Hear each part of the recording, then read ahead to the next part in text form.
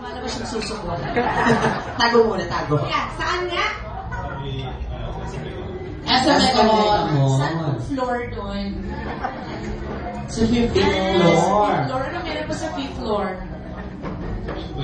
Sige, ako muna. Mas wala namang problema yun. Fitness first. Ay, parang ganyan din sa akin.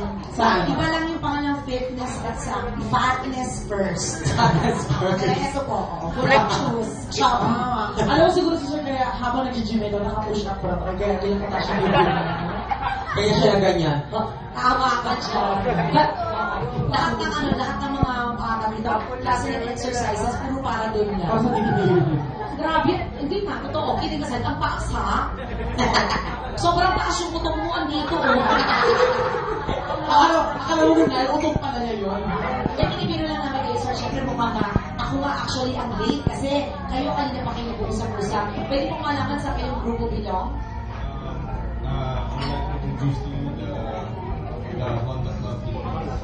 Parang baka naman ang mga Welcome, welcome. Nakakaloka, di ba ako yung guest abot ka? Excuse me? Oo. Philippines. Hi, I also want to introduce myself. Hi, I introduce myself. Good evening, welcome. My name is Zubeida. And ano po ang nagaganap sa inyong kids? Nakakaloka yung party na nagtipid kayo.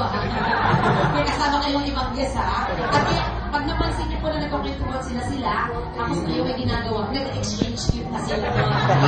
Bigla sila ng palakpakan, yay! May nanalo sa raffle. So, ilalim na nila ginagawa exchange gift. Ang loka tong mga to. Ano pong branch yan?